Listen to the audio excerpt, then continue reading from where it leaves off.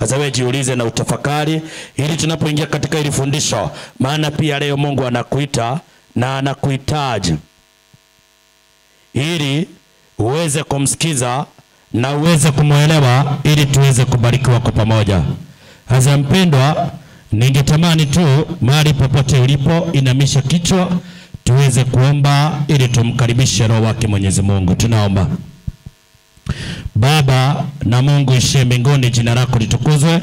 Tunakushukuru Yesu kwa wema na fadhili zako, kwa kuwa umwema, umetulinda, ukatuongoza, tena ukatuhifadhi.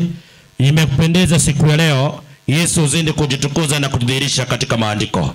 Mwenyezi Mungu, tunapoingia katika fundisho la leo, Yesu jitukuze, tena ujidhihirishe katika ujumbe ambao ungetamani wanawako wakuelewe jioni ya leo. Waone mpango wa shetani, na wakiona mpango wa shetani wazidi kukita mizizi wakiweka tumaini kwako. Nitumie jinsi kupendezavyo. Pia Mungu, nikikuomba na kulilia msomaji anayesoma ujumbe mtumie, na wana wako hebu waweze kupambanua ukweli wako kwa unyenyekevu. Kristo, maandiko ambayo umekusudia tuweze kuelewa, hebu zidi kuyafunua na uzidi kujidhihirisha, na mwisho wote Kristo jina lako lizidi kutukuzwa. Asante Yesu kwa upendo wako. Asante pia kwa kusimama nasi. Shikilia mitambo pamoja na alianga na hata umeme mahali unatoka, na mwisho wote shetani asije akapata nafasi, bali Yesu jitukuze. Ni katika Yesu tumeomba na kuamini. Amen.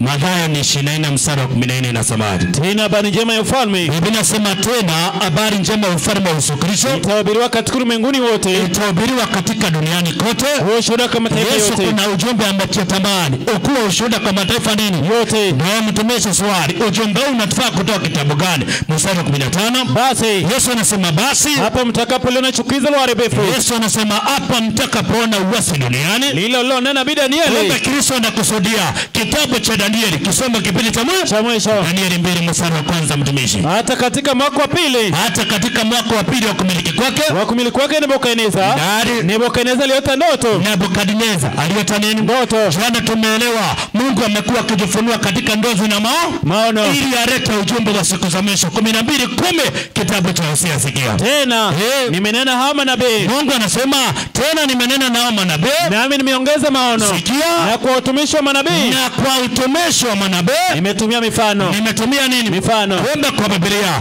Yesu amechukua kitumia mifano na maono ili alete ujumbe ili uweze kueleweka. Na ndio naona anapouleta anapatia watumishi wake ili siri zake zieleweke. Kipindi cha mwisho 3:7 kitabu cha Amosi.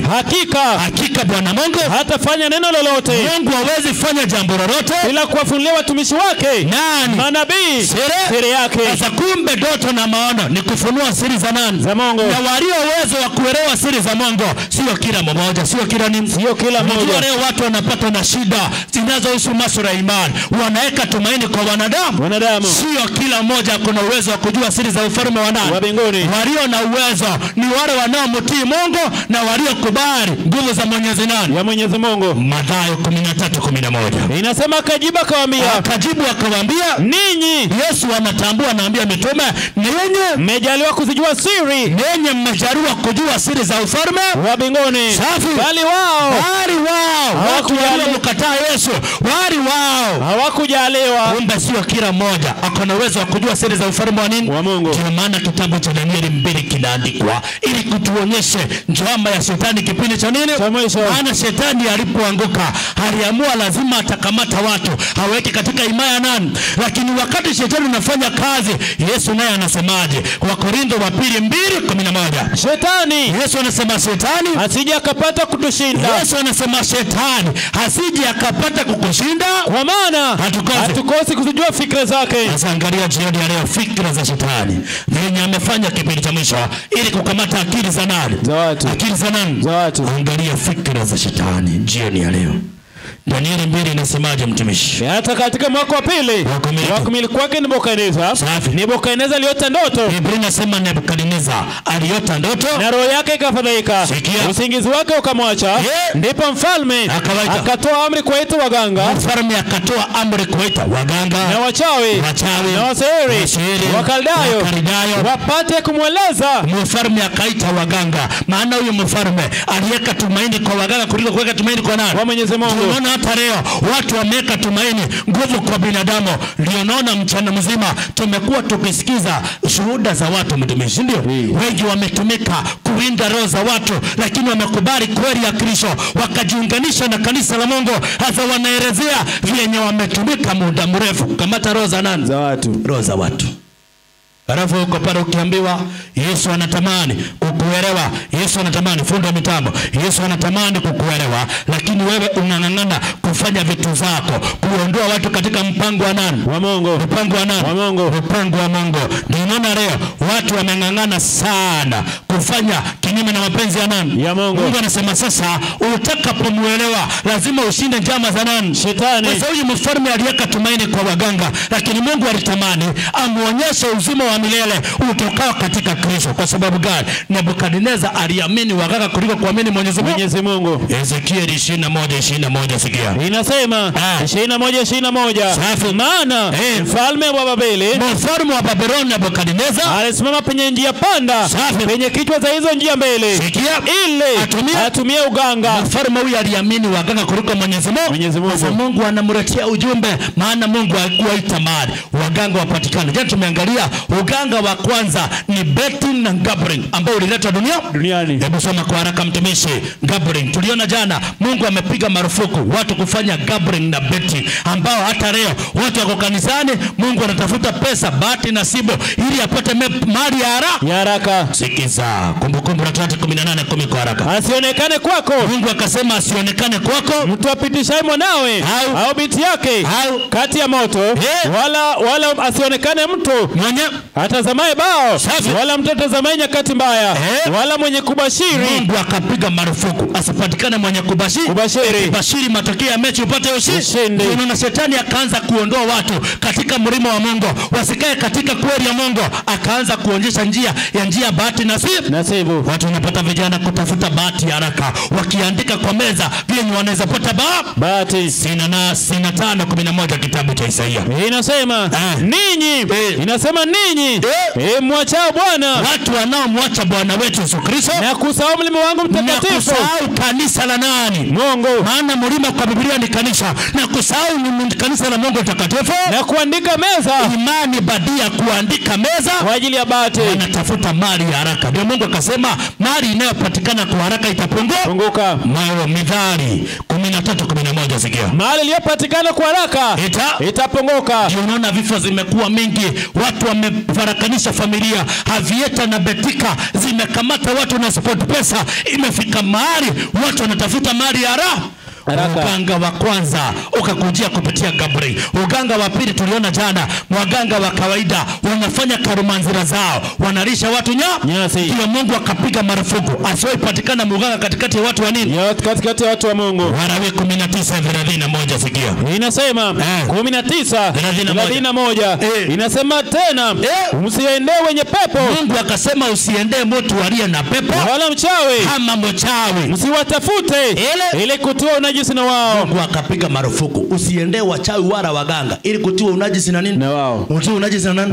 Mungu akapiga marufuku. Na akasema katika Israeli, ukiendea muganga eti unataka kuweka tumaini kwa muganga, au kuweka tumaini kwa mwanadamu, Mungu atakata uso hata ukiomba Mungu aweze kusikia. Warawi 20:6 sikia. Inasema na mtu yule atakayeendea wenye pepo, na mtu yule atakayeendea wenye pepo na wachawi ile kuzini pamoja nao, ile kufanya usenefu pamoja nao, nitakasa uso wangu juu ya mtu yule. Ndio unaona moto ni muganga na ni mzee wa nini? Wa kanisa. Ni muganga na ni kiongozi wa nini? Kanisa. Mungu akasema usiendee waganga ili kutua unajisi na nini? Na Mungu akasema muganga akipatikana apigwe na nini? Na mawe. Wacha leo watu wanaweka waganga. Ukiangalia mtu anaenda kwa muganga ili amrindie mboma, amkiingie biashara. Anaenda kupewa ndawa fulani ili ilete watu katika biashara yao. Ukiangalia wewe umefungua duka, lakini nduka ya mtu fulani ameweka ndawa fulani, anavuta watu wote. Ulikuwa na makastoma, akakuja akaeka duka kubwa, anavuta watu. Wewe unakaa pale unaanza kula stock mpaka nyuma, unabidi ufunge nini? Ufunge duka. Kumbe kuna kitu umefanyiwa. Lakini Mungu anasema mtu wa Mungu hata watumwa waganga 100. Watumwa waganga 100. Hawezi umiza mtu wa Mungu. hawezi umiza mtu wa nani? Wa Mungu. Ndio unaona usiku watu wakilala, kuna wale ukiangalia mtu akaangi nyumbani miguuni hapa mbio, si ndio? Na anakimbia uchi akiwa nini? Anakimbia nje akiwa uchi. Mke naye wanashirikiana na mzee. Miguu iko kwa mawe mawili ya njiko, alafu mzee anaanza kukimbia kisumbua watu nini? Vijijini. Usiku. Night runners. Kuna mtu hata hapa miguu ikifika masaa ako pale tu, si ndio? Waganga wa kawaida kusumbua watu wasije wakafanya nini? Na unajua mtu amezaliwa na tabia za kabila yao, lakini unapokuja kwa Yesu, ukabila wenu lazima ufanye nini? Uishi. Nina watu wameogopa. Unapata mtu Nairobi amefanikiwa, lakini nyumbani haezi enda hata na gari yake. Hakifika mahali lazima avae nguo zimeraruka, alafu aingie kama mtu ameishiwa kabisa, maana anaogopa waganga wafanye nini? Amue. Mtu wa Mungu na waganga hawezi ingiana. Mtu wa Mungu hawezi shindwa na waganga. Hata washikane waganga wote. Hebu soma kitabu cha Hesabu mtumishi. Hesabu 23:23. Sikia. Hakika hapana uchawi. Ni jambo la uhakika kwa Mungu na watu wake. Hapana uchawi juu ya Yakobo, juu ya watu wa Mungu, wala hapana uganga juu ya Israeli. Hakuna mtu wa Mungu uganga hawezi kustua. Najua kuna watu leo hawezi lala, akisikia paka ikigonga mabati hawezi lala. Woi, tumepata, si ndio? Wengine wananyonga usiku wakiwa wamelala, maana wananga Mungu. Watu wanaenda kuomba hata amuombangi mkilala. Wewe unaenda tu, ndio unaona kipindi cha mwisho. Ndio hata wazazi wameshindwa kuomba kipindi cha mwisho. Naambia mzazi ombea chakula. Oh Lord, bless this food. Amen, si ndio? Kienda kulala, oh Lord, bless us as we sleep. Amen, si ndio? Alafu nafikiri utapigana na pepo mchafu kipindi cha mwisho. Paulo anasema tunapigana katika vita vya kiroho, nguvu za giza, lakini lazima ukuwe na uhusiano na nani? Na Mungu. Wewe umeweka tumaini kwa mchungaji, halafu uniambie utashindana na waganga na nguvu za giza. Jifundishe, maana mpango wa shetani ni watu wasiombe, waende waombewe na wachungaji. Mpango wa Mungu ni upige magoti nyumbani, omba, Mungu anakusikia. Na usiombe kama munafiki. Kuna watu utapata, tunakuja kwa hilo andiko mtumishi. Ikifika saa 9 mtu ameamuka, watu waweze lala, anaomba kwa sauti, kila mtu amsikia, anafanya anaomba. Ukora. Hakuna maombi unafanya, ni kujivuna. Mtu wa Mungu piga magoti, omba kwa siri, Mungu atafanya. Unasumbua mtu kwa usingizi kuamuka mapema kuomba. Wengine on speaker zimewekwa juu kuamsha watu mapema ili wajulikane wanafanya nini? Wanaomba. Hapana, nakuja kwa hilo andiko mtumishi. Pole tu ili uweze kuelewa. Mpango wa shetani ni watu wasijifundishe kuomba. Ndio unaona leo tunashindwa na shetani, maana hatuna uhusiano na nani? Na Mungu. Sasa waganga, Mungu anasema mtu mcha Mungu uganga uweze mshika. Unajua tumekaa kukitengela mtumishi. Naam. Tumekaa nini? Kitengela. Tumekaa Kitengela. Nafikiria hii ni miaka 4 tukiwa tumehamia Kitengela. Lakini hizi plot unaona, hizi unaona ziko na vituko. Ziko na nini? Vituko. Kuna plot moja tulienda, sitaitaja, upande huu wa chini. Tukahamia pale. Tukapata watu hawalali. Kumbe usiku ikifika paka zinakuja, watu wananyorosha usiku, hawezi fanya nini? Hawezi lala. Mumehamia pale, hata nyinyi hamtara. Ngambia nani hata lala. Tukaomba tukalala. Siku ya kwanza, ya pili, ya tatu, plot ikakuwa na amani.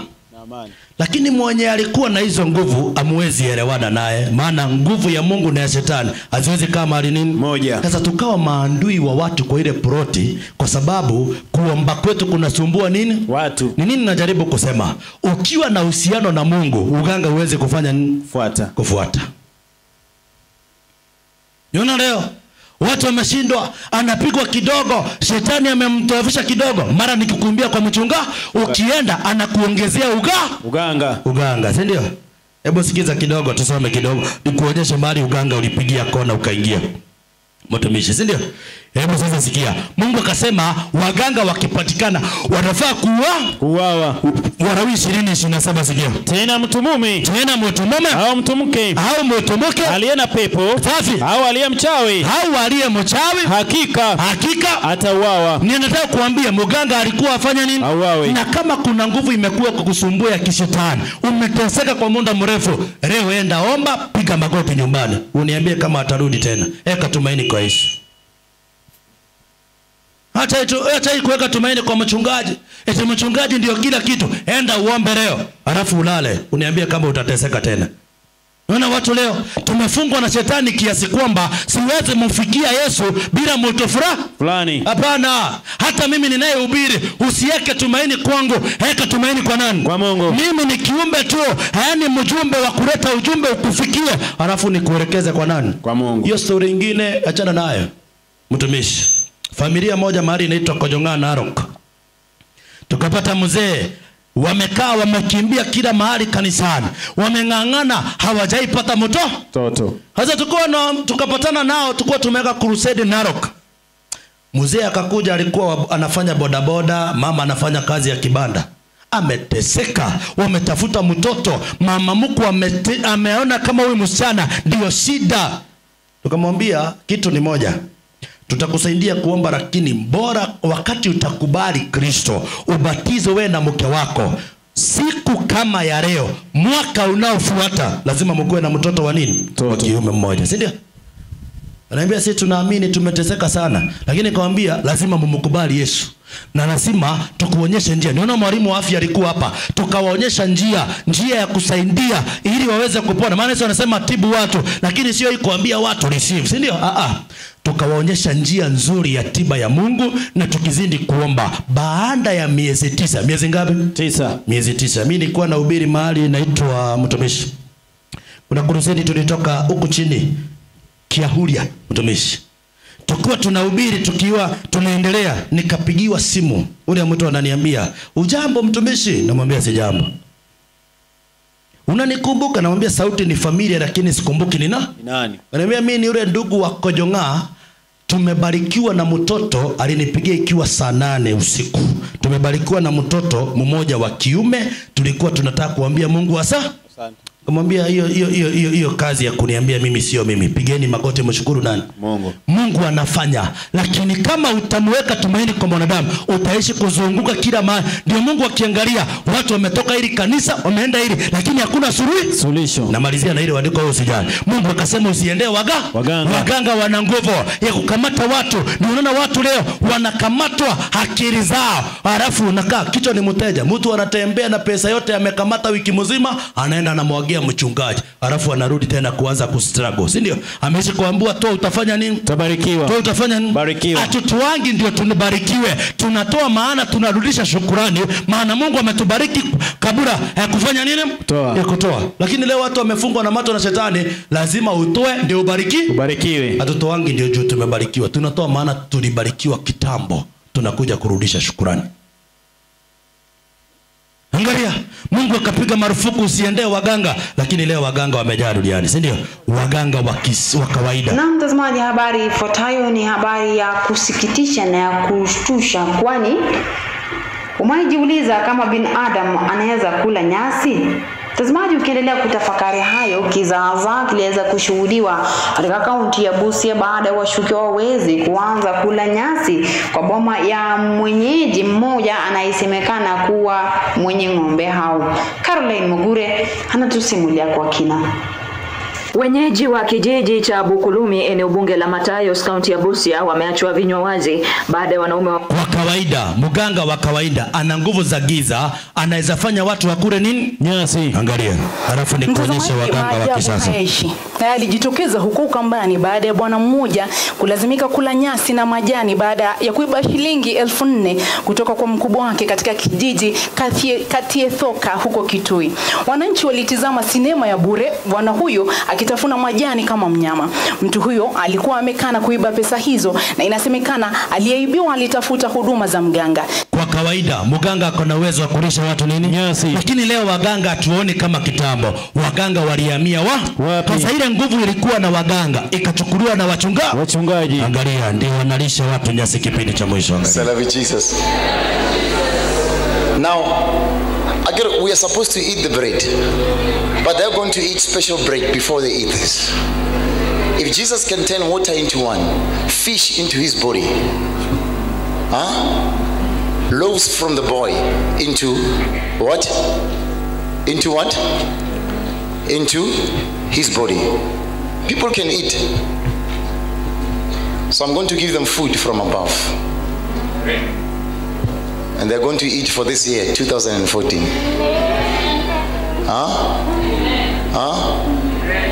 Happy we are fasting, but they're going to eat the fulfillment from above. Wake up! Stand up!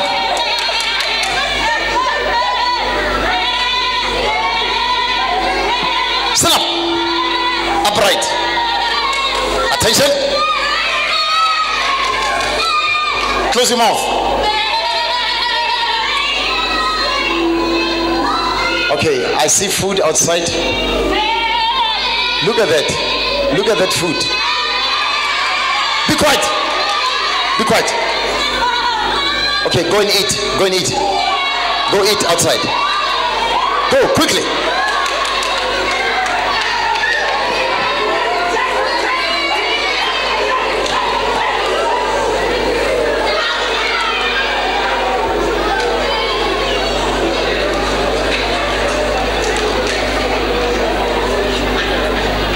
Eat quickly.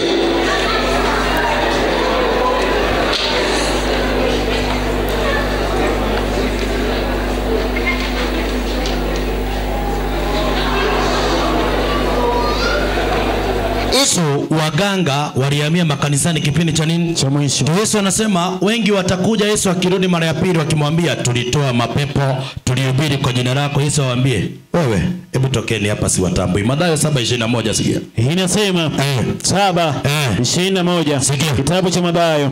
Inasema si kila mtu aniambie Bwana Bwana. Ukisikia mtu anazungumza eti yeye ni mchungaji, sio kila mtu asemaye Bwana Yesu asifiwe atakayeingia katika ufalme wa mbinguni. Atakaingia katika ufalme wa mbinguni bali ni yeye afanyie mapenzi ya Baba yangu. Mapenzi ya Baba ni kushika kila kitu Mungu ametupatia katika Biblia. Sikia. Inasema wengi wataniambia siku ile. Wengi wataniambia siku hiyo, Bwana Bwana, hatukufanya inasema hatukufanya unabii kwa jina lako na kwa jina lako kutoa pepo, kwa jina lako kufanya miujiza mingi. Akamwambia Yesu, tulifanya miujiza, tulitoa pepo. Yesu atamwambiaje? Ndipo nitawaambia bahari, sikuwajua ninyi kamwe.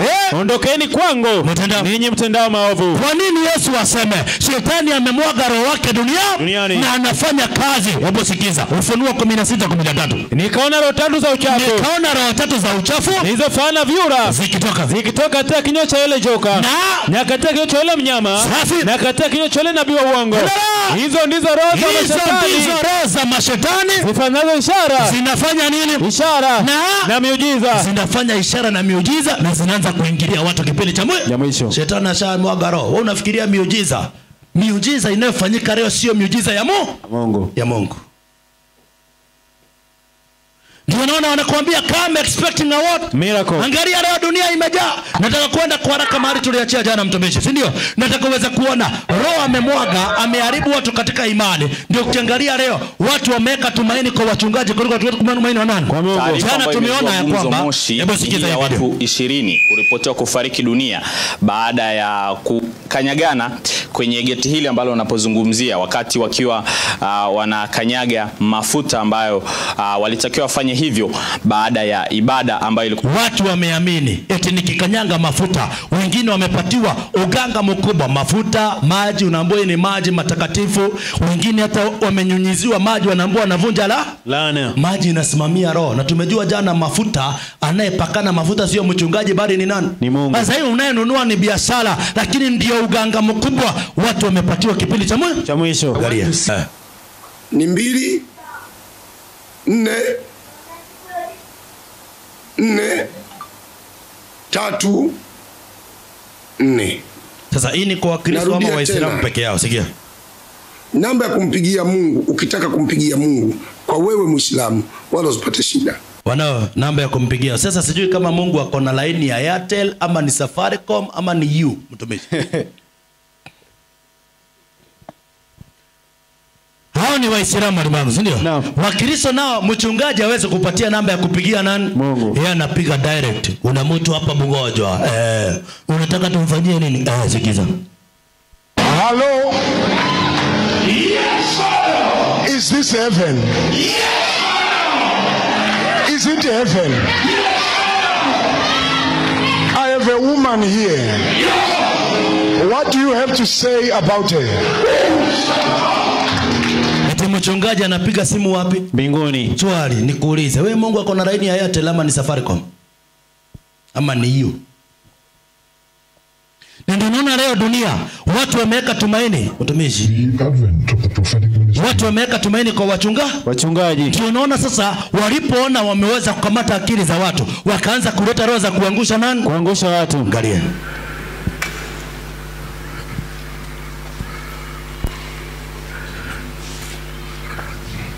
Come here.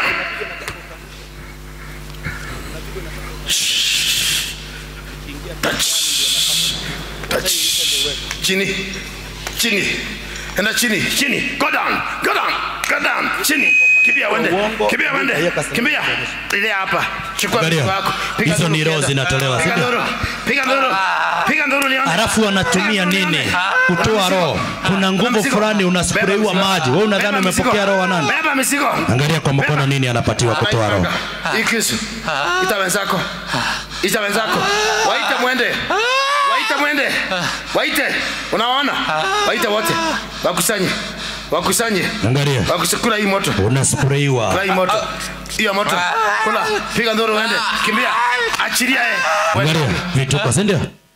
Ndio naona ukiwa nje nyumbani, wewe nikuulize tu na ujitafakarie maisha yako. Ukiomba nyumbani mbona usianguke? Mbona uanguke peke yake kanisani? Kwani nini uko? Rudi kwa desktop. Nataka uweke ile video nyingine. Watu wakisema nini na wakamatanga wakiwa kanisani. Nataka kuonyesha nguvu kubwa iko kanisani ikitumia jina la nani? Sasa wachawi walipiga kona, wakavaa suti, wakaingia kwa jina la Yesu kanisani. Tumeshirudi hapa kwa haraka. Hapa. Changamka. Enda kwa fake prophet hapa. One of the two iko hapo ndani. Sasa ama wewe katu tutaiangalia. Nikuonyesha kitu fulani. Ili unapoambiwa amuka utoke mahali huko kumeharibika, ni wakati wa kuja kwa Yesu. Mtumishi. Ni wakati wa kuja kwa nani? Kwa Yesu. Na Yesu amekaribia, lakini Yesu angetamani akuokoe. Angetamani afanye akuokoe kipindi cha mwisho. Na ninaona hizi roho. Hebu enda kwa hiyo nyingine ya pili, mtumishi. Ndio naona hizi roho zimekamata watu pasipo kujua.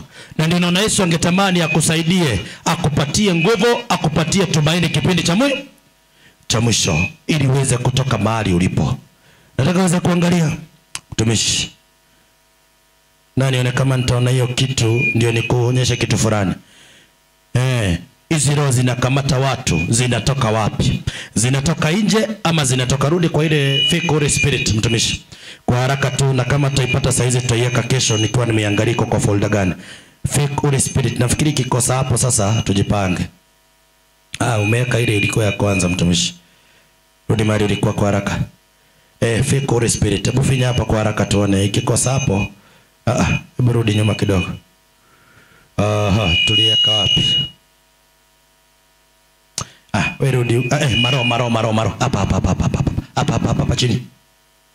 Fungua hapo sasa nikuonyeshe. Hizi roho zinashika watu, zinatoka wapi? Sasa teremka chini, mahali utaona part number 4 na number 5. Hebu teremka chini kabisa. Nafikiri umenielewa. Hapa. Sasa tafuta kwa one of the two. Hizo roho zinatoka wapi? One of the two kwa hii mbili.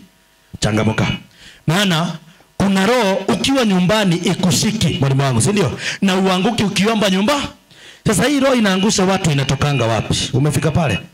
Umeenda wapi tena, mtumishi? Ni. Eka sasa pole. Hebu icheze. Alafu nikuonyesha hizi roho zinashika watu, zinatokanga wapi? Umesumbuka sana. In the best place. Gezea sauti shehe. I will work for God. You will work for God. Oh, Jesus. Gezea sauti, mtumishi. Thank you. Okay. Angalia, watu wanapakwa mafuta. Na hapo ndio shinda zinaanza. Mtumishi, angalia wenye watu wanafanya kanisani. Imba ile ya kuzunguka. Quickly. Harakisha wewe, imba ya kwenye. Imba ya kwenye mara moja. Quickly. Vuta uiweka pale. Pause kidogo, mtumishi. Imba. Hata nataka usikize huyu jamaa anatembea. Nataka usikize anatoanga hii nguvu ya kumwangusha wapi? Maana haipatikanangi akiwa nyumbani. Kuna mali inatoka. Sikize maneno yake. Hebu cheza video sasa usikie. Ibeni wito. Iba weka pale katikati waimbe. Haya. Haya. Sijui ni masanji yanafanywa ama ni roho inatoka, sijui. Haya, beba. Beba. Mesema pandisha sauti kabisa mpaka 200 ndio iweze kueleweka. Beba ni miki. Finya hii arrow ya kwenda juu. Nafikiri umenielewa mahali na kwangu. Kibia kabisa, kibia. Pasaka imefika, kibia. Kibia wewe. Kibia. Bio. Aingia kuzimu ndani. Go and set the man free. Aya, sikiza. Nilikuwa naingia kanisani, nikiingia kanisani ninashukua huo utawala hapo kanisani. Nikitoka na huko nje ufalme wa shetani, hiyo kitu ni ufalme wa shetani. Pause kidogo. Anatoa utawala anachukua utawala wa nini? Hebu rudisha video. Nataka usikize. Ndio unaona ukiwa nyumbani hata ukiomba hauwezi fanya nini? Hauwezi anguka. Lakini kuna mahali nguvu imewekwa itakukamata, lazima ufanye nini? Okay. Alafu watu wanasema ni roho wa nani? Wa Mungu. Sikiza hiyo video kidogo mtumishi. Nilikuwa naingia kanisani, nikiingia kanisani ninashukua huo utawala hapo kanisani. Nikitoka na huko nje ufalme wa shetani, hiyo kitu ni ufalme wa shetani unaanza kunitawala. Nikianza kuomba naanza kutupa vitu. Ukianza ninaanza kutupa mabu. Nikianza kuomba anasema anachukua ufalme wa shetani hiyo kanisani, si ndio? Shetani naye anamtawala akiwa wapi? Ndiye akianza kuomba anaanza kutupa na kurusha maneno. Inatoka wapi? Kanisa. Sio nje. Iko ndani ya nini? Kanisa. Sasa ukianza kufikiria eti huyu roho wa kuangusha watu ni roho wa nani? Mungu anakuambia tumia akili kwa haraka. Kipindi cha mwisho shetani anafanya kazi ndani ya kanisa. Hapo ndio waganga waliingilia. Hebu taendesha video kidogo mtumishi. Unaomba shetani ama unaomba nani? Nikianza kuomba tu Mungu, nasikia hiyo kitu kimeniingia already. Inaanza kunitawala. Na kuna siku moja ukija kwa kanisa unatoka na utawala. Ninatoka na utawala nikija kanisa. Wa hiyo kanisa. Sasa nikirudi na huko nje, huko sasa bahari, nikiingia na huko jangwani. Nikianza kuomba na shukua hiyo mamlaka. Ninaanza kuwa rudi kwa slide. Anachukua utawala wa hiyo kanisa, ndio unamtawala maisha yake yo. Ndio unaona umengangana kuomba, maisha imeharibika, alafu unaanza kuuliza Mungu, kwa nini umeniacha? Wewe ndio uliacha Mungu, sio Mungu alifanya nini? Uganga wa kisasa. Na ndio unaona leo makanisa ni mengi kama mahoteli, imeshinda hata mahoteli. Kila mtu anasema anapeleka watu wapi? Yesu anasema lazima tupime hizi roho. Waraka wa kwanza wa Yohana 2:1. Wapenzi, msiamini kila roho. Mungu anasema usiamini kila roho, bali zijaribuni hizo roho. Hata shetani yako na uwezo wa kuvaa suti na ingia kanisani. Bali zijaribuni hizo roho kwamba zimetokana na Mungu. Kwa maana manabii wa uongo wengi wametokea duniani. Angalia ukora ulioko duniani mtumishi. Ndio ukiangalia kitambo waganga walikuwa wanajitangaza mtumishi, ndio? Unajua nguvu ya uganga lazima iangushe nani? Watu. Maana iko na nguvu kukushinda. Wewe angalia mtu aliyepagawa na mapepo mtumishi. Naam. Lazima angushe watu akiwatupa. Si ndio? Naam. Uweze mdhibiti kama wewe sio mtu wa Mungu. Si ndio? Naam. Unajua tunaenda mahali, wacha nisiseme hiyo account ya mtumishi. Tumemaliza kuhubiri jioni tukasema ikiwa Ijumaa acha tutembee tupigapigwe tu, naona hiyo maeneo yenye inafanya vile inakaa. Sasa msichana mmoja akapagawa na pepo kwa ile shule tulikuwa tunahubiria mtumishi. Akapagawa na nini? Pepo. Na pepo.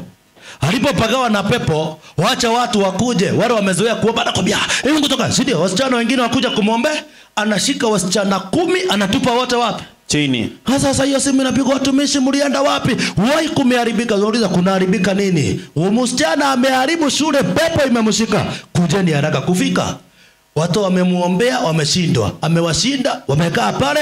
Wale walikuwa wanamwombea kwa hapa, huyo naye amekaa wapi? Anaambia mtu aniguze kama wewe ni mwanaume, si ndio? Mhubiri tuliokuwa naye akasema kama umeshuka nywele toka nje.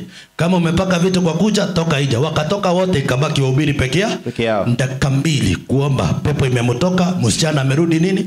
Sawa. Huwezi toa shetani na uko na shetani. Shetani hawezi mtoa shetani. Hiyo ndio Yesu alisema Marko 3:21. Hauwezi toa shetani na uko na nini? Shetani. Kitu itafanya shetani anaweka kikomo. Ndio unasikia unapoombewa, wewe unadhani shetani amekutoka, lakini anaweka kikomo. Wanaambiana hawa watu ni wapumbavu. upumbavu. Hebu soma Marko 3 mtumishi kwa haraka. Inasema akawaita, akawaambia kwa mifano, awezaje shetani kumtoa shetani? Na unasema ufalme ukifitinika juu ya nafsi yake, ufalme huwa hauwezi kusimama. Na nyumba ikifitinika juu ya nafsi yake, inasema nyumba hiyo haiwezi kusimama. Na kama shetani ameondoka juu ya nafsi yake, kama shetani ameondoka juu ya nafsi ya moto, akafitinika, hawezi kusimama. Shetani akiondoka hawezi simama. Wewe mtu ameponywa, eti nabii wetu amefufua, si ndio? Mtu ameponywa, alikuwa kiwete na bado anatembea nikiwa akichuchuma, si ndio? Eti amefanya nini? Mungu anasema shetani akitoka hawezi simama tena. Aliandika bali wana kikomo. Shetani huwa na nini? Kikomo. Kitu wachungaji wanasema, maana wanazungumza na shetani, wanaelewana, maana ni kikundi moja. Tuweke kikomo, baada ya kumalizana na hao watu, enda utarudi. Na mtu anafungwa macho, mnasema huyu ameponywa, anatembea, baada ya mwezi mmoja amerudi venye alikuwa amefanya nini? Biblia inasema shetani weka kikomo, lakini roho mchafu akitoka mtu hawezi rudi tena. Bora Mungu akiwa anatawala. Hiyo ndio tofauti ya kuponya kwa Mungu na kuponya kwa nini? Waganga walikuwa na vibango, tangazo Yasin, Daktari Yasin kutoka nchi ya Tanzania, amefika mjini Nairobi, anatibu nini? Waganga walikuwa wanatibu nini kitambo? Wanatibu kupata visa, kukinga mboma, wanatibu mapenzi, si ndio? Kuita aliyepotea, anafanya nini? Wanatibu kifafa, wanatibu nini? Kuibiwa na dawa za biashara, wanatibu pia nguvu za nini? Za kiume. Sasa shikilia hivi vizuri, wanatibu nguvu za nini? Kiume. Sasa waganga wakubwa, mali waganga unapata wanasujudu na kuabudu, wako wapi mtumishi, si ndio? Hebu chukua Qurani 7:120. Inasema Qurani 7:120. Na wachawi wanapinduliwa, wanasujudu. Wachawi wanapinduliwa, wanasujudu wapi? Msikitini, si ndio? Ndio unaona nguvu kubwa, uganga mkubwa uko hapa. Hebu sikia Qurani 72:1-3. Sema. Inasema imefunuliwa kwangu ya kuwa kundi moja la majini. Nilisikia Qurani likasema hakika sisi tumesikia Qurani inayoongoza kwenye ongofu, nasi tumeiamini. Majini wanaamini kitabu gani? Qur'an. Lakini hawezi amini Biblia, si ndio? Ndio unaona Waislamu wakitaka kuita pepo na majini wanatumianga vitambaa za nini? Za red. Wakristo nao wakitaka kuinua nguvu zao za giza wanatumia vitambaa vya nini? Vya white. Mchungaji kitambaa cha white, Waislamu kitambaa cha nini? Cha red. Hata wao wanaitanga nguvu. Ndio nasikia Wakristo wanasema bendera yake Yesu. Lazima kitambaa ifanye nini? Ipepee. Angalia ilianza kwa Waislamu ndio ifike kwa Wakristo. Mbona tutemeka? Mbona wasiwasi? Vipi je? Sasa utasema wewe niseme mimi. Wewe hujui. Usiweza kawaita tu majini wachawi. Unasema hivi tu. Majini vakizungusha hicho kitambaa kwa nguvu. Kasimama akazungusha tu. Unapotaka wewe hata mara 200, 120. Sema hayo maneno. Wenye majini nini? Watu wakae chini. Ngoja watu wote kaeni chini. Watu wote kaeni chini. Unajua atamuelezea, unajua wengi wanaamini wengi wanapata nguvu Nigeria, Marekani, si ndio? Lakini hao wako na yao, sio kama vile Wakristo wanaenda kutafuta hizo nguvu mahali fulani. Hebu sikiza venye anaambia mzee. Hebu cheza video. Kina mama wote kaeni chini. Sifanyi mpaka mkae.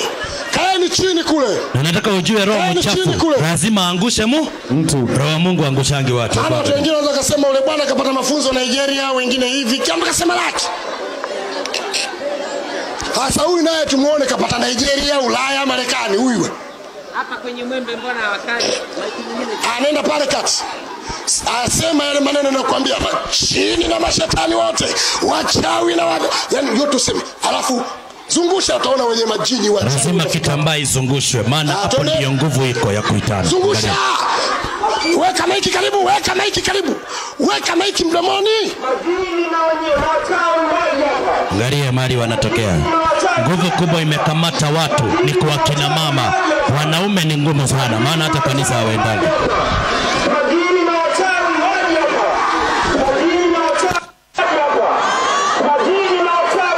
Ndio wa kwanza. Roho chafu lazima iangushe watu. Angalia mwenye anatokea hapo. Roho mchafu, roho nini? Lazima angushe watu. Si ndio? ilianzia mbali. Ndio unaona unapoingia msikitini lazima upewe jini. Na utakwambia kuna jini mzuri na jini mbaya. Umeona shetani mzuri na mbaya? Hamna. Ndio unaona Uislamu ni kama kunyolewa venye nimenyolewa kipara na kubeba nini? Misumari. Usaidhubutu kuingia pale mtihani. Ndio unaona waganga walikuwa na uwezo wa kutibu nguvu za nini? Lakini zao waganga wa kisasa wako kanisani. Transformer imezima kwa sababu ya uraje mbaya. Bandara aende kwa daktari afundishwe vyenye kurudisha akuwe sawa, libido iwe sawa. Yeye mwenyewe anaanza kwenda kwa mhubiri, maana hapo ndiye uganga huko, si ndio? Apewe nguvu za nini? Za kiume. Angalia waganga wa kisasa wako kanisani. Ruka nguvu za kiume. Ruka juu kwanza, wachana nguvu za kiume. Bwana. Good. Tosha. Unasikiaje? Iko sawa? Nguvu za kiume nazo? Za kiume. Na ndio nataka unipe. Nataka nikupatie nguvu za kiume. Wacha poke. Wacha toka. Pesha. Simama mzee. Simama mzee. Nguvu za kiume. Kumama. Kuja. Sikia. Unasikiaje? Aone anatoka wapi. Hiyo uweke kwa akili. Tuko pamoja? Haya sikiza. Kunaendanga hivyo mzee. Mimi naitwa Jeremiah. Nakupatia nguvu, simama. Angalia. Nasikiaje? Iko. Nasikia iko. Kuja hapa. Mimi ni transformer. Wacha nimugawie mtazamaji. Gawie kidogo tu. Nasikia ipo. Iko kabisa. Bibi yako anakutazama hapa. Sikia. Mwambie nakuja. Nakuja. Mwambie nakuja leo. Na niko chonjo. Kesho. Mwambie niko chonjo. Wewe ni lugha gani? Maragoli. Mwambie na Kimaragoli, nikikuja leo nipate chakula kizuri maana kazi itaanza. Sikiza Kimaragoli. Kazi kumba. Umesikia? Waganga walihamia wapi? Kanisani. Ndio unaona umati mkubwa sio eti ni siasa. Unajua sio jambo la kucheka, ni dunia imedanganywa mtumishi.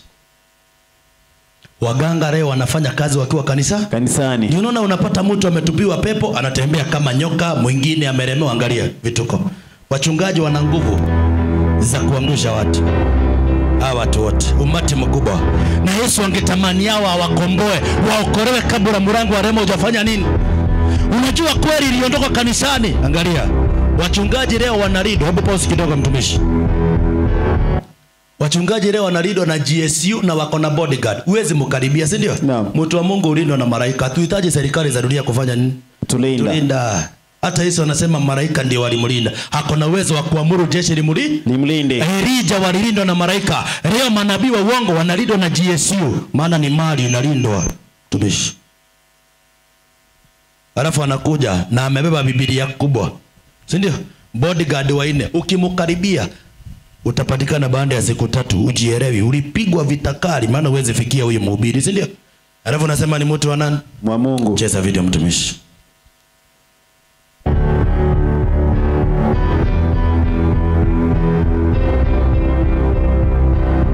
Wana nguvu, wengine wana nguvu kwa mguu. Uweze mkaribia lakini anaweza kuangusha maana ana nguvu ya giza kukuri. Amjazoea kuomba kuweka roho wa Mungu awapiganie. Angalia, watu wanaletwa, wengine wametupua nguvu kama za nyoka. Unapata mtu anatembea, ni nguvu ya ushirikina inafanya kazi kanisani. Watu wanadhani ni roho wa nani? Angalia. Angalia kijana kama huyo, ametupua nguvu yake venye anatembea. Angalia. Angalia. Hizo ndizo nguvu. Mchungaji hana haja ya kufikia, akitupa mguu shoko chini. Eti hiyo ni roho. Roho wake yako ndani ya mguu, si ndio?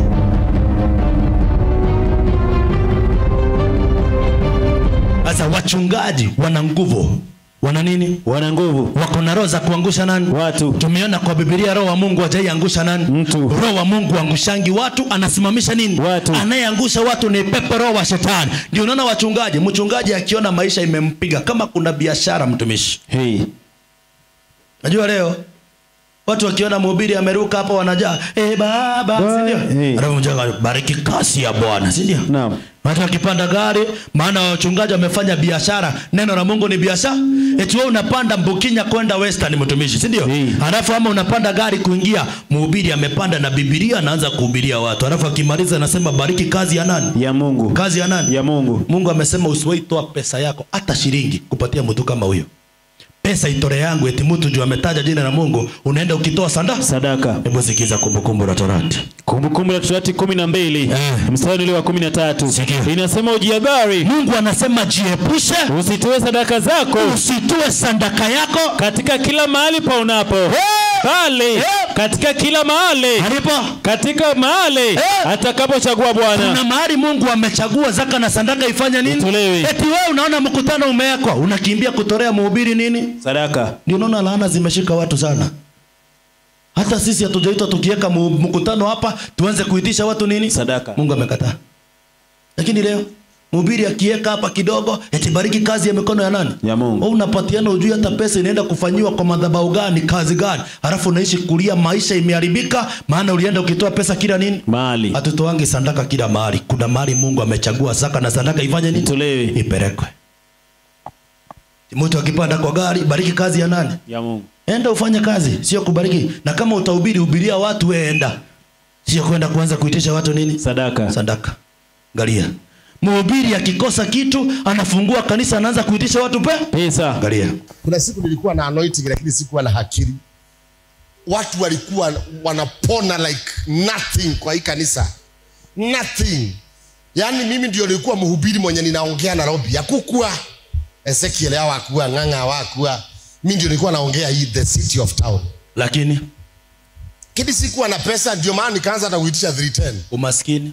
Sema pada begu ya 310 na tusibishane bishane. Sikutaka kwangu. Umaskini ulikuwa umenitandika sawa sawa lakini ilikuwa na anointing. So nini ilimfanya afungue kanisa? Maskini. Umaskini. Swali mtumishi. Naam. Biblia inaita wahubiri kama hawa nini? Unajua? Sikiza kwenye Biblia inawaita usije ukafikiria mtumishi. Fikiria muhoro wako pale anafurahia sana. Na usikie. Biblia inaita watu kama hawa wahubiri. Wanaitwa wahubiri ama Biblia inawahitaji, si ndio? Naam. 56:10 kitabu cha Isaia. Walinzi wake. Mungu anasema walinzi wake ni vipofu. Sikia. Wote pia hawana maarifa. Hawana maarifa ya neno la Mungu. Wote ni mbwa waliobubu. Rudia. Wote ni mbwa waliobubu. Ni wewe umesema ama ni Biblia? Biblia. Wote ni mbwa waliobubu. Hawezi kulia. Hawawezi kulia. Uota ndoto. Kazi yao ni kusema Mungu amenionyesha uota ndoto. Ulala. Upenda usingizi. Safi. Naam. Mbwa hawa. Mungu anasema mbwa hawa wanachoyo sana. Hawatosheki kila siku dua ubarikiwe. Hawanachoyo sana. Hawashibi kamwe. Na hao nao. Na hao wachungaji. Ni wachungaji. Wasiofahamu neno. Mungu anawaita nini? Mbwa. Mbwa wanachoyo. Niona mbwa utampatia kila wakati lakini hawezi bandili. Shiba. Ni kelele tu. Si unasikia hata saizi ameanza nimemtaja ameanza kuboeka, si ndio? Kawaida ya mbwa, makelele, atulii, si ndio? Angalia, ndio unaona wakaleta roho za kuangusha nini? Watu. Angalia. Leke ya Musa, leta ya Leza, ripo ya Masata, leta ya Ba. Angalia mzee. Leta ya Ba, taya desa ya Ba, la ya manderebo santa ya Ba. Na mama, ya Musa ya kendere Musa ya Ba. Eta ya bosha wangushangi watu. Kuna watu labda wamekuja saizi hawakusikia. Roho wa Mungu wangushangi nani? Watu. 2 Ezekieli. Ndipo roho ile ikaniingia, ikanisimamisha. Kumbe roho wa Mungu anaingia watu anawasimamisha. 3:20 Ezekieli. Inasema ndipo roho ile ikaniingia, ikanisimamisha kwa miguu yangu. Roho wa Mungu angushangi nani? Watu. Sasa kama roho wa Mungu angushangi watu, huyu roho anaangusha watu ni nani? Ni nani? 9:17 Marko. Mtu mmoja katika mkutano akamjibu, mwalimu, nimemleta mwanangu kwako. Ana pepo bobo. Na kila mpagapo umbwaga chini. Roho anayeangusha watu ni mapepo, sio roho wa nani? Wa Mungu. Ni unaona Mungu akasema walevi hawezi rithi ufalme wa nini? Wakiwa wanakunywa pombe lazima waache pombe. Mhubiri akasema hapana, hao walevi wana pesa. Wacha nifungue kanisa ya walevi, mnakunywa pombe alafu mkiimbia nani? Mungu. Angalia. Nchini Afrika Kusini, Papa TD, mwenyekiti wa kanisa la walevi au Kabula Church, amesema wameanzisha kanisa hilo la walevi ili kuwaleta pamoja walevi wote waliofukuzwa kwenye makanisa mengine sababu ya kulewa, na kwamba kanisa la Kabula lipo kwa ajili ya watu wote bila kubagua mwanamume au mwanamke. Mwandishi watu kanisa alifika kwenye kanisa hilo eneo la Orange Farm nje kidogo tu ya mji wa Johannesburg na kutuandalia taarifa ifuatayo.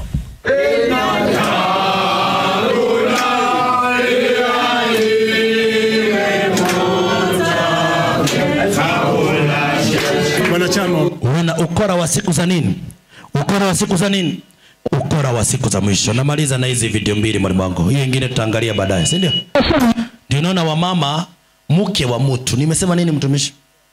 Mke wa mtu, mimba imekosekana, anaweka tumaini kwa mchungaji, si ndio? Alafu anaenda kwa mchungaji, sijapata mtoto. Angalia vituko zinafanyika kanisani kipindi cha mwisho. Alafu Jesus is killing a prayer yeneso. Ndio anasema yako. Yeye waondoka. Hapa ni sawa watu.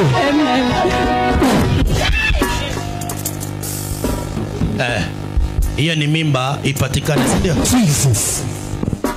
Angalia. Ni roho anatolewa kwa tumbo, si ndio? Jesus. Alafu mzee wa huyu mama, nimesema nini? Mzee wa huyu mama amesimama wapi? Pale nyuma. Alafu ndume inakanyanga mke wa nani? Wake. Kama ni mimi kofi ingekuwa juu kwanza ndio tuweze kuelewana. Umeru ungepanda kwanza. Roho amekamata watu mchafu. Ndio ukiangalia mke wa mtu, angalia eti anatolewa pepo, angalia roho venye inatolewa kipindi cha mwisho. Wrestling kanisani. Huyo ni mchungaji. Huyo roho amekuwa mkali. Lazima ashikwe vizuri, si ndio? Angalia. Huyo ni mke wa mtu. Amekuja kanisani kutafuta aponywe. Roho amesema vituko kipindi cha mwisho. Na ndio unaona leo 99% wanaoenda kanisani ni akina mama, wameweka tumaini, roho amewakamata. Ndio sasa unasema wamama lazima muache kwenda kwa msisimuko, wacha upendo wa Yesu udhihirishwe maishani mwenu. Angalia mtumishi. Unajua mchungaji alisema hizi nguo za ndani mnavaa, kila mtu asikuja kanisani na suruali ya nini? Ya ndani. Mungu amenionyesha niwapatie suruali za upako. Suruali za nini? Za upako. Angalia.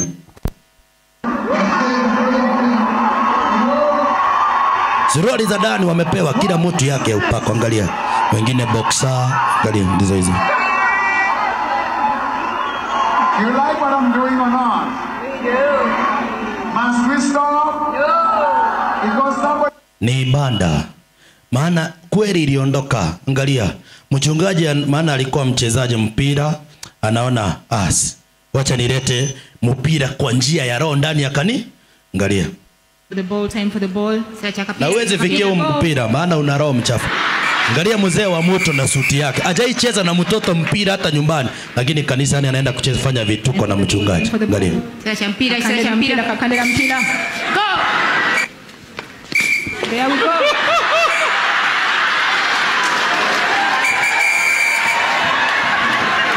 I've never seen such kind of thing. Jesus is there.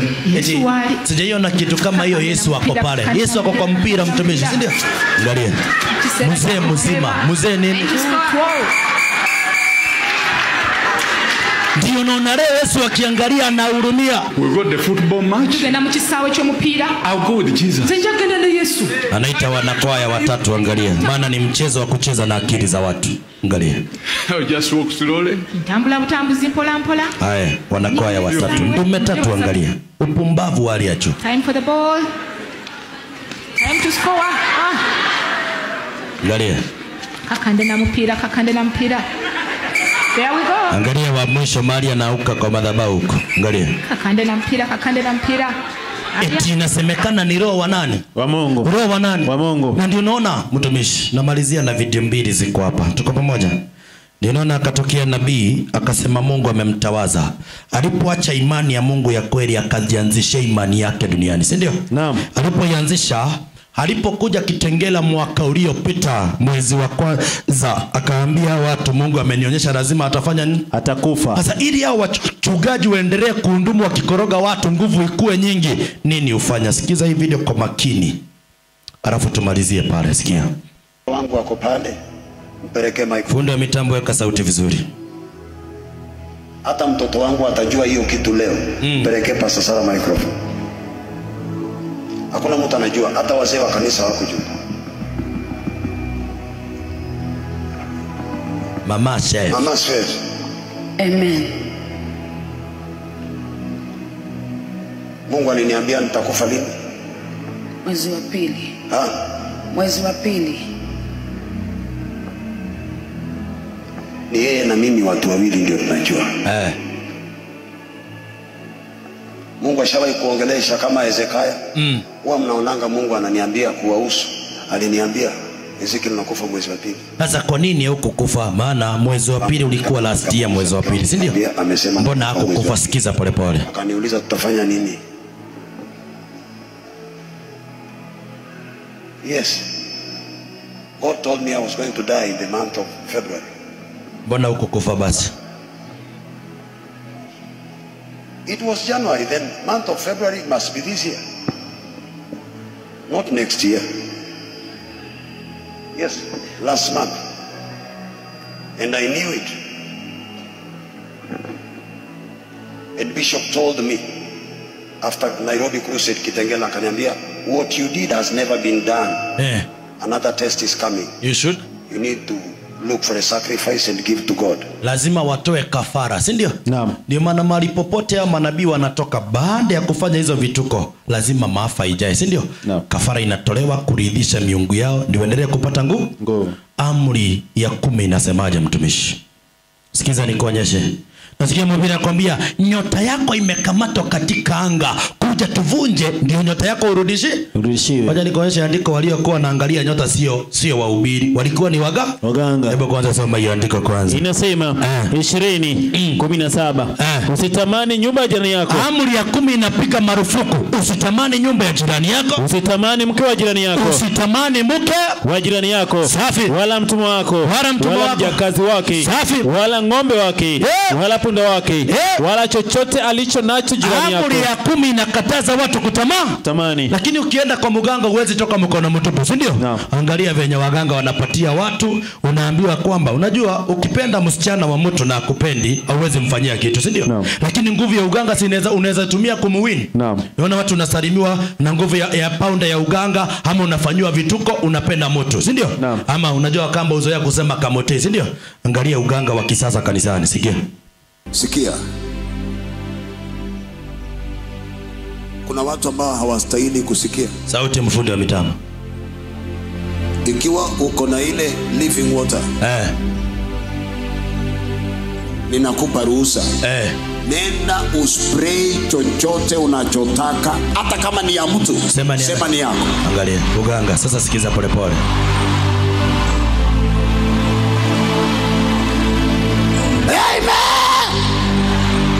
Na kama utaki, sikia, nenda na hiyo living water kwa kitu chochote. Narudia, hata shamba nzuri na ni ya mtu. Unanisikia wewe? Angalia uganga venye uko kanisani. Unasikia? Na kama uko na huruma,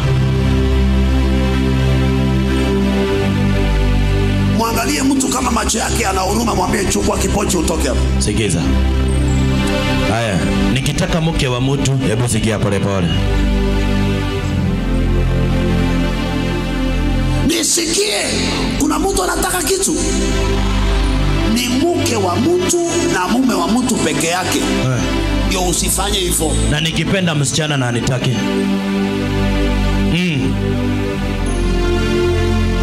Lakini hata kama ni msichana na wewe ni mvulana na unataka kumuoa na hataki, upige ile maji yako wako. Angalia, ndio watu wanapewa nguvu za uganga. Hebu sikia kidogo. Hata kama ni kijana hataki kusikia mambo ya ndoa, anasema ni urafiki tu, tumia living water. Uganga wa kizaza unafanya kazi ndani ya nini? Kanisa. Ndani ya kanisa. Ndio unaona anakuambia kuna nyota yako imekatika kamatwa katika nini? Katika anga. Waliokuwa wanaangalia nyota walikuwa waganga. Isaia 47 mtumishi kwa haraka tumalize. Inasema 47 mtumishi mstari ni ule wa 10. Inasema 10 inasema safi. Maana umeutumania ubaya wako. Wachungaji wametumainia shinda za watu. Umesema pana nionaye. Hapana onaye. Hekima yako, safi. Maarifa yako yamekupotosha. Inasema nawe umesema moyoni mwako. Wamesema katika moyoni mwao, mimi ndiye. Wanasema mimi ndiye, hakuna aliye kama nani, wala pana mwingine zaidi yangu mimi. Kwa sababu hiyo ubaya utakupata. Ukikataa kufuata venye wanasema tu kama utapata na shida, ubaya utakupata. Wala hutajua kutopoa kwake. Na msiba utakuangukia, utaweza kuondoa. Na wakati utakupata kwa ghafla usiyojua, simama sasa na uganga wako. Kumbe waliokuwa wanasema wakati ule simama na uganga, leo wanasema simama na madhabahu. Safi. Inasema na wingi wa uchawi wako uliojitabisha nao tangu ujana wako. Labda utaweza kupata faida, labda utaweza kushinda. Umechoka kwa wingi wa mashauri wako.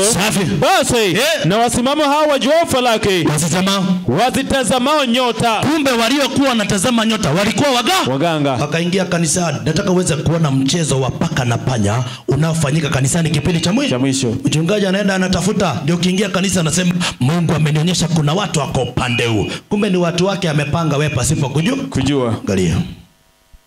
Cheza hii video kwa haraka mtumishi, masaa imeenda.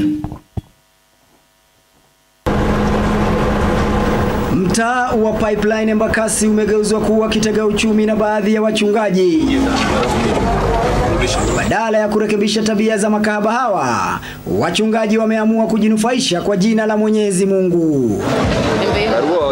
Kutana na Esther Mwende mwenye umri wa miaka 26, mkazi wa Kayole na mzaliwa wa Mwala, jimbo la Machakos. Ni mmoja wa wanaotumikia wachungaji badala ya Mola. Yeye hulipwa ili atoe ushuhuda wa uongo mbele ya waumini. Malipo yake ni kati ya shilingi 2,000 na 10,000.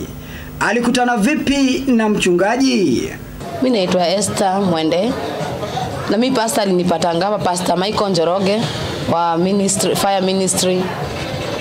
Mwenye alinipata hapa kana metende short, mimi sikuwa najua ni pastor. Bio tuenda short, kumaliza kwenda short aliniambia hakuna haja ya kushinda nikipigwa na baridi hapa, kuna kazi angenionyesha. Nikamwambia yenyewe kama kuna kazi angenionyesha ni sawa. Ndio akaanza kunielezea, akaniambia niende kwa kanisa yake, niongee mambo ya uongo, niseme nimepinduka mdomo na aweze kunilipa. Ndio alinilipa. Ulifanyaje mdomo? Niligeuza mdomo. Kivipi? Hebu tuonyeshe kwa mfano. Niligeuza mdomo hivi kutoka asubuhi mpaka jioni, na akanipatia shilingi 2,000. Akanipatia shilingi 2,000. Nikageuza mdomo. Alafu nikakuja nikatoa testimony. Hapa ndio nakuchukua kila wakati. Kila wakati huwa ananichukua hapa. Pastor mwenyewe ama Pastor mwenyewe alinichukua siku ya kwanza hapa. Ulijuanaje na yeye? Tulienda short mara ya kwanza, alikuja kama customer. Sasa vile niona biashara yake iendi vizuri. Ndio mimi nikaona tu nirudi base nianze tu kutegea hapa nitafutie riziki watoto. Sikiliza kanisani. Na hivyo tuliamua kufanya upekuzi kuanzia kanisani ili kudhibitisha madai ya Mwende. Na tulipofika katika kanisa hili la Fire Gospel Ministries lililoko maeneo ya City Cabanas Embakasi, tulimkuta mhubiri Michael Njoroge akifanya kazi yake kama anavyoelewa vyema. We mama unalia. Angalia vituko. Huyu tunasherehekea yeye ni kulia analia. Magonjwa. Mdomo. Hebu toa. Mdomo. Huyu mdomo yake iko kando. Machozi hiyo umelia dada. Iko ya mwisho. Hii ndio nasema mateso. Mami, unafikiria ni nini imefanyika ndio ukwe hivi? Hebu toa hii nini? Haujui? Hebu sikiza conversation. Ukora wa kiroho kipindi cha mwisho. Nimsaidie. Ili unapoendelea ukiamua kupotea uamuzi ni wako. Kuna kanisa ulikuwa unaenda na mliongea maneno ya mchungaji sana wewe. Ukasemaje? Na mkasema mchungaji amerepi mtu. Ndio. Hii ni vita umepigwa na Mungu. Lakini leo nimesema ukitubu mbele za Bwana utasamehewa dhambi zako. Na kabla tumalize ibada hii ya siku ya leo, mdomo wako utakuwa umerudi vizuri katika jina la Yesu. Muombe. Hebu geuka hapo. Wacha kwanza nikuombe. Father, in the mighty name of Jesus. Wewe mwenyewe Roho anasema ya kwamba uliongea vibaya sana juu ya huyo pastor, na pastor akaona shida sana na kanisa lilipomoka. kwa vile ni Waarabu wa Pemba wanaojuana kwa vilemba. Mhubiri Njoroge alimvisha kilemba Mwende na kumwombea. Ndio unaona Sunday inafuata lazima akuja atoe ushuhuda. Naomba msamaha kwa huyu dada siku ya leo ukiwa na wakati wa Pasaka. Siku ya pili inadaiwa kuwa Mwende alitakiwa afike kanisani na kutoa ushuhuda kuwa amepona. Angalia. Kwa majina naitwa Esther Mwende. Last Sunday nilikuwa hapa kama mdomo imerudikana. Ni ukora wa kiroho. Ndio Yesu anasema iweni na akili kipindi cha nini? Yesu angetamani kufuta machozi yetu aturudishe katika njia salama. Ndio unaona wengi wamekosa njia, wamezunguka, machozi wamelia, kuteseka wameteseka. Yesu anasemaje mtumishi? Umeng'ang'ana sana kwa muda mrefu, lakini niliye wa haki nimekuja kuonyesha njia iliyo salama. Lazima uache upotevu, upofu wa kiroho. Yesu angetamani kukufungua macho. Hebu sikiza Yeremia 56 mtumishi. Wengi wamezunguka makanisa, wametoka hapa mpaka pale, direct injection, wametafuta kweli, imeshindikana. Ni kwa sababu hajapata pumziko ya kweli kwa Yesu Kristo. Na Yesu anakuta jioni ya leo lazima ujiamulie. Soma andiko inasemaje? Watu wangu, Mungu hajawaita watu wa shetani waliofanywa hizi vitu. Anasema watu wangu wamekuwa kondoo waliopotea. Wamekuwa kondoo waliopotea. Wachungaji waliojiekea wao wamewapoteza. Wamewapoteza makanisani. Wamepoteza watu katika makanisa. Wamekwenda toka kanisa. Mtu amezunguka kutoka hii kanisa hata hili kanisa. Hata kanisa. Maliza. Wamesahau mahali pao pa kupumzika. Yesu angetamani jioni ya leo akupatie pumziko ya kweli. Anasema iweni na akili, mkesha katika sala. Hivi karibuni Yesu anakuja. Angalia sana venye unaendenda. Na ili Yesu akusaidia, anasema haaminia na kubatizwa atafanya nini? Ataokoka. Ni wakati wa kurudi kwa Yesu. Tumaini irudi kwa Yesu. Anasema yote Yeremia 17 mtumishi. Yeremia 17 mstari ni ule wa 5. Yeyote ameweka tumaini kwa mwanadamu hataishi fukara milele. Hana mibaraka, laana itampata. Lakini tukiweka tumaini kwa Yesu, Yesu ako na uwezo. Yesu anakuita jioni. Soma andiko inasemaje? Na Mungu anasema hivi. Mungu anasema hivi. Amelaaniwa mtu yule. Mungu anasema amelaaniwa mtu yule. Hamtegemee mwanadamu. Mtu yule anayeka tumaini kwa mwanadamu amefanya nini? Afanyaye mwanadamu kuwa kinga yake. Safi. Na moyoni mwake amemwacha Bwana. Sasa mtu yote ameweka tumaini kwa mwanadamu. Biblia inasemaje mstari wa 6? Maana atakuwa kama fukara nyikani. Atakuwa maskini haya milele. Lakini mstari wa 7 inasemaje? Inasema amebarikiwa mtu yule. Amebarikiwa mtu yule anayemtegemea Bwana. Anayeweka tumaini kwa Bwana wetu Yesu Kristo na mibaraka. Na ndio tumaini hilo nimekuletea jioni ya leo. Hivi karibuni tumaini la mibaraka, mafunuo ya Yesu Kristo yanaenda kufunuliwa. Swali utakuwa pande gani? Nimeweka tumaini kwa mchungaji miaka mingi, nimeweka tumaini kwa mwanadamu, lakini Yesu jioni ya leo anasema funguka macho, piga hatua ya imani ukimtegemea Yesu. Nauliza swali jioni ya leo, ni wangapi wameona kweli nimedanganyika kwa muda mrefu kwa kutembea na mwanadamu, nikiweka tumaini kwa mwanadamu, lakini natamani Yesu nishike mkono, ningetamani kukuamini. Inukeni nyote mliokuwa huko ndani nyote, karibieni tufunge kama kawaida. Pigeni hatua nyote, tunataka kufunga kwa ombi. Tumedanganywa kwa muda mrefu. Ndio maana Danieli alipoona hivyo, mfalme alipoona amedhiakiwa na waganga, hasira ikampanda, akaamua lazima watu wote wenye hekima, ikiwemo mtu wa Mungu Danieli, wauawe. Mtu yote asiende usio mkutano wa siasa tafadhali. Tungetamani kukuombea ili Mungu akupatie nguvu ya kufika nyumbani na kurudi kesho. Piga hatua, njoo. Mtu yote asiende. Nyote mlio kwa viti karibieni tunapofunga mkutano jioni ya leo. Ndio maana mfalme akasema watu wote wauawe. Ikafikia Danieli mtu wa Mungu akamuuliza Aspenaze, mbona mfalme amri yake iko na ukali? Hajatuita sisi watu wa Mungu.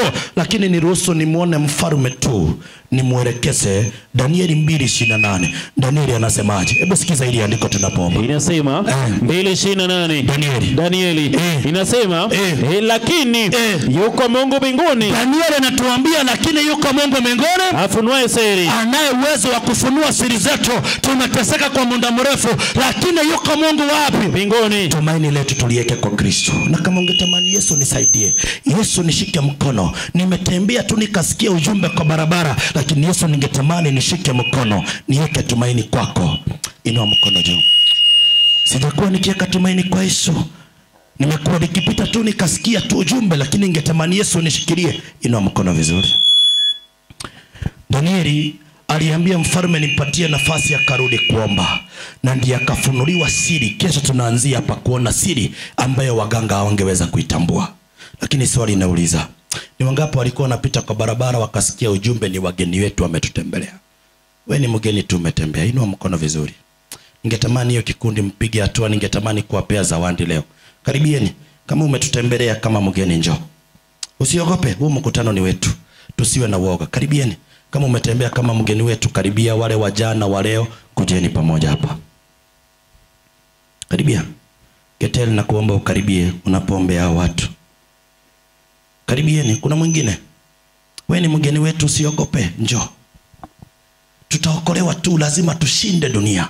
Yesu akiwa kiongozi. Ketel karibia. Ketel karibia. Nyinyi ni wageni wetu, karibia. Na kama ni ombi lako Yesu nishike mkono, ningetamani kutembea na kweli. Sijui nitaokolewaje, lakini naweka imani kwako. Kama ni ombi lako piga hatua. Ni wangapi wako pale pia wajabatizwa? Jiunge nao watu tungetamani kuombea jioni ya leo. Karibieni. Tumeshike tena.